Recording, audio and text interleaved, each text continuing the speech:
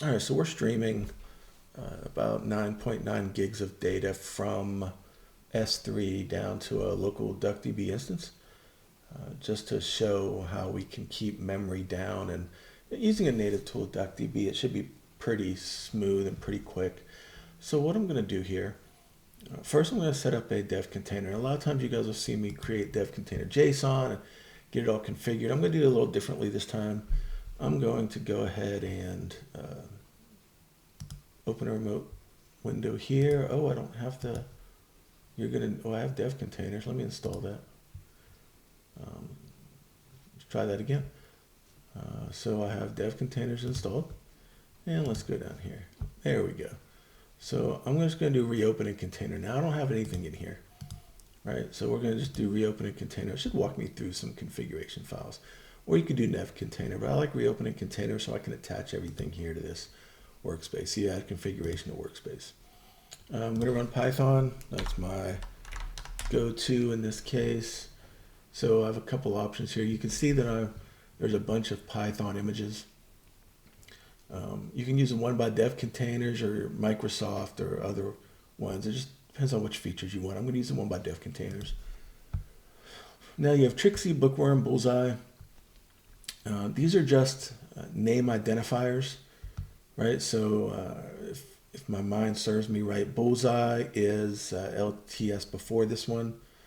Bookworm is current, and Trixie's the next latest and greatest that's coming out. For this demo, I'm going to use 3.12 Bookworm, and it's just 3.12, right?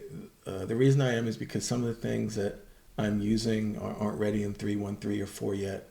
So I always try to drop down 1 or 2 versions. I never want to be down here, but I'm always like 1 behind, or in this case, I'm going to be 2 behind what's current. And then I want to add AWS CLI here, just so I have it in here, because I'm going to use an SSO, and I'll end up mounting something, and we'll get through all that. So select features, click OK. I don't need Dependabot because this is not going to GitHub at all. So I'm going to OK that. And you'll see that I'll start running, and I'll go up to dev containers, or log into my dev container. And I'm going to pause it while it does all this, because that's going to be a second for it to pull and download. So be right back. Okay. As you can see, I'm in the dev container. The wizard set up a dev container JSON for me here with basic things. Let me get rid of my build with agent thing there. Let me pull that over a little bit. I don't need all of that terminal either. Okay, so you'll see that I'm running Python 3. There's a feature, my AWS CLI. So if I do AWS here, it'll tell me that it's working, and you notice I'm in the dev container. So I can do things here. I can also go back to reopen folder locally. And if you notice, it's written everything for me. And then I can just go back to reopening container, and it should automatically starting back up and throw me back in the container again, just for completeness here. Okay, so I'm back in the dev container. And now we're going to start the meat of this a little bit. So I'm going to use Python. We'll keep it simple. We'll use pip. So I'm going to start a requirements.txt if typing allows me to type. And I'm going to put DuckDB in here. And that should get me for this second. I might need other things, but we'll add those in a minute. I just want to make sure that this works. So let me make sure I have pip. I do. So I'm going to pip install -r requirements.txt. You will notice I did not create a virtual environment because I am in a dev container. So the dev container itself is my virtual environment. Now you'll see, of course, this says DuckDB is not installed. This is our normal select Python interpreter deal here. And you just want to make sure that this is the user local bin Python looks correct. And see, now the dots are gone and we are in good shape from here. So I'm going to add a new file, and I'm going to call that main.py. Now know that a couple things we need to do in a dev container. So I am going to have to manually mount my file for AWS to make sure that my AWS SSO works. So even though I spun this up from a UI perspective, there's still some tricks and tips here that I have to do actually from inside of here. All right, I'm going to copy and paste inside of this JSON object with a comma mounts. So I'm going to mount this real quick. It's going to tell me I need to rebuild this. This thing keeps coming open. It's going to tell me I need to rebuild this, which I'm going to do anyway. But you'll notice that I am finding my .aws and I'm mapping it in here to the .aws and I'm binding it. But you notice there's no RO. There's no RO, and the robot will give you RO a lot of times. It's read-only. The reason there's no read-only is because you have to update the token as you log in and authenticate. So it has a valid token. So you have to be careful with that. I'm going to rebuild, and we'll kind of keep going. Okay, so mount, I rebuild the container. So it's just a click up here and rebuild. And I went ahead and ran AWS SSO profile login so that I have a current session in here as I'm building this out. So I don't have to worry about fighting it. So I'm at a point now where I have a working dev container created through the UI. I have my mount. I have the AWS CLI, so I can work everything from here. Now let's talk about getting some data down from S3. Okay, we're also going to have to add one more thing here. We're going to need to add Boto3 while I'm thinking about it, just because I'm going to need to use the credential chain. As you can see, this just did a little testing in the credential chain. I'm going to have to go back to Boto3 real quick to make sure that works for you guys, and then we'll carry on. So here I need to pip install -r requirements .txt. Now it should give me Boto3 real quick here, and then I'll start writing some code and show you guys how to do it. Might as well add a couple other things. Let's go ahead and add pandas, and I think I get NumPy for free here. Make sure everything's, so pip install requirements.txt. I need my -r. Okay, everything's up to date. Let's go to main code. So we're going to walk through this kind of slowly, and I'm going to make sure I can select first, and I'm going to create a table, and we're going to watch the memory over here. Again, 10 gig file. Let me show proof of life here, just in case you want to see what 10 gigs is truly doing. And S3, I'll bring it into frame. Let's see.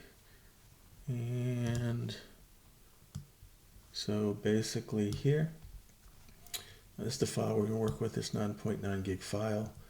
And we're going to stream it over, and we're going to kind of keep an eye out. Move this over a little bit. We're going to keep an eye out on the memory and make sure that we don't do anything kind of janky here and blow our memory up. We're trying to stream this without crashing anything. So I'm going to import DuckDB.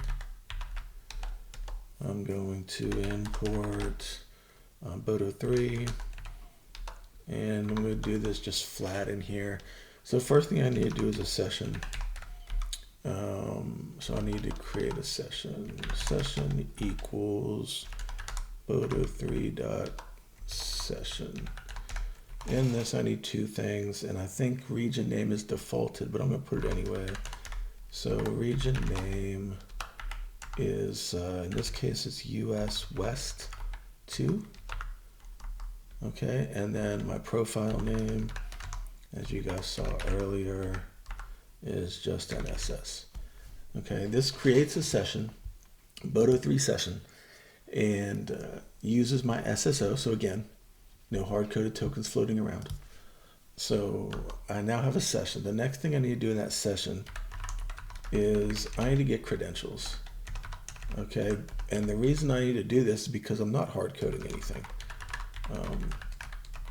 I am just grabbing the credentials that we would really be storing locally as a token, and I'm kind of parsing them out. Next thing I need to do is connect to a local DuckDB, and you'll see that I have this one here. I'm going to delete it. That was from testing things.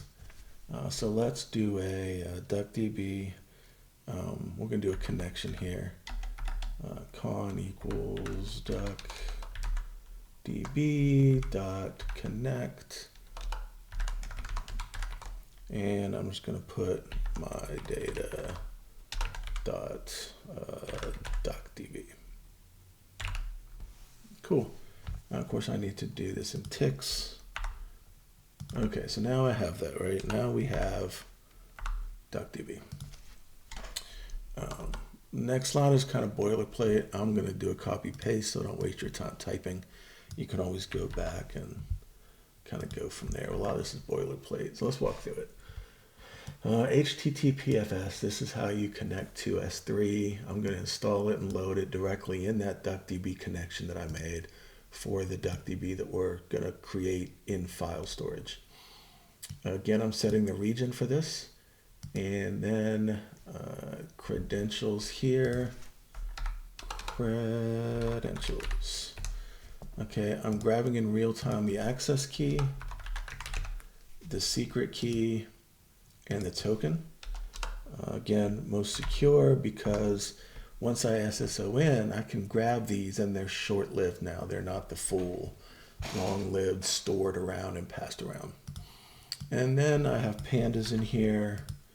We're going to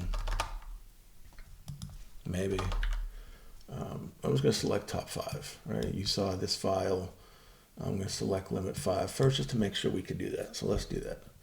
And I'm going to keep an eye on my memory over here. Memory is ordered by most used. Okay, and you'll see virtual machine Docker, I'm about 492 gigs. And you'll see that I hit it and I return this back. Okay, and that's just read CSV. Now comes the fun part. We're going to read it into my data.duckdb as a table and stream it and watch the memory and see if I go over memory or not. All right, so to go through to right here, and you see the memory sitting at 7 gigs right now. I'm going to give that a second just to make sure that's a good stable number. Memory 795 currently. It actually runs around 8 gigs, is getting close to the max, so it's probably for the service for Docker is pretty close. So I'm going to do a couple things here. Whoops, wrong direction. Okay, so I'm going to do a create file. I have a create file statement over here, but I need to do a little bit to it first. The first problem I have is I know this data and I'm going to have a varchar problem. And what I mean by that is it's going to try to guess what the data type is. And when it tries to guess what the data type is, it's going to be wrong because the first few rows at the top are different than the rest of the file in one of the ID columns because it's just really messy data. So over here, I'm going to do a quick all. Let's see, it's all varchar. Let me find my syntax real quick. And it is all varchar true. And what this is it says, okay, let's bring everything over as a character, right? As variable character type. And then I can cast later. I can deal with that casting once I get this 9 gig data over here. The other thing I want to do is going to be a little tricky. I know that I'm kind of at my limit on my virtual machine here. So I don't want DuckDB to take up too much. I'm setting a memory limit here of 2 gigs. And that doesn't mean that I only can hold 2 gigabytes with DuckDB, what it does is there's a spillover. So DuckDB will hold 2 gigs in memory, and it looks like I have some memory allocated in my virtual machine here, so it should be fine up to 8 gigs, but 2 gigs in memory, and then it spills over. And the temp directory, I'm just going to let it spill over to a temp file for a minute. I'm not saving that data there. I am just telling it where it needs to store the data temporarily while it's moving it in. So let me be really specific about this. What I'm not doing is I'm not sending the data to a temporary file and then rereading it over to the database. What I'm doing is using DuckDB's spillover feature. So if I don't put a temp, and actually I don't even think I need this part, right? I was just doing that to keep memory clean, to tell it exactly where to dump it, but I think it handles it by itself. So I'm just going to set the memory limit 2 gig here. But what that temp did is says, okay, I'm going to spill over to your disk. And I'm telling it, well, if you're going to spill over to my disk, spill over specifically here, so you don't mess anything up. But I think it handles it internally. I think that's a little bit of defensive programming that I don't need. So I'm going to run this, and I'm going to run through and just kind of let us look at this memory here, right? Because if I was reading it directly into memory, you would see memory start skyrocketing. So I'm just going to run this directly. And it goes through again this, and now it's gone through that print. So now we're in the memory phase, and I'm not going to stay too long. I don't want you to have to watch this forever, right? I mean, I could speed it up, or you could fast forward and we could just sit here. But you'll notice right now it's holding at 795. You see some other things that are moving around on that, some megs, but I'm not blowing it up. I'm not breaking it. I'm streaming it straight through into that DuckDB. And you know it's pulling the data down because you can see the select. And I'm pulling it from the exact same place. And now instead of just selecting it and turning it to a data frame, I'm actually saving it to disk. And you'll see my memory's not going up, right? Like if you look down here at my memory at the bottom, I'm stable. If you look up here at this virtual machine service for Docker, stable, right? I'm not bringing all of this into the actual memory. I'm bringing a little bit into the memory in chunks, and I'm chunking it across. Now I could do this in polars as a stream. I could do this in pandas as chunks. There's other things I could do, but this is built in. It handles it nicely for you. It's for big data, and I don't have to fight and reinvent the wheel here. If I'm going to move data around, and even if I'm not sending it to DuckDB specifically, let's say I'm sending it to another S3 or I'm sending it somewhere else, there's a really clean way for me to just stream it without having to write a bunch of lines of code to stream it. I get to use the built-in DuckDB streaming and move my data around in a few lines of code. So again, you see my memory is still sitting there, and if we sit here for an hour, it's still going to sit there. So the key takeaways here are: this is how you stream a really large file into DuckDB without putting it in a temp file. You're literally just creating the table directly, and it handles it for you. So that's all. It's the tip for the week here, or the day, or however you want to take this video, and I'll see you guys next time.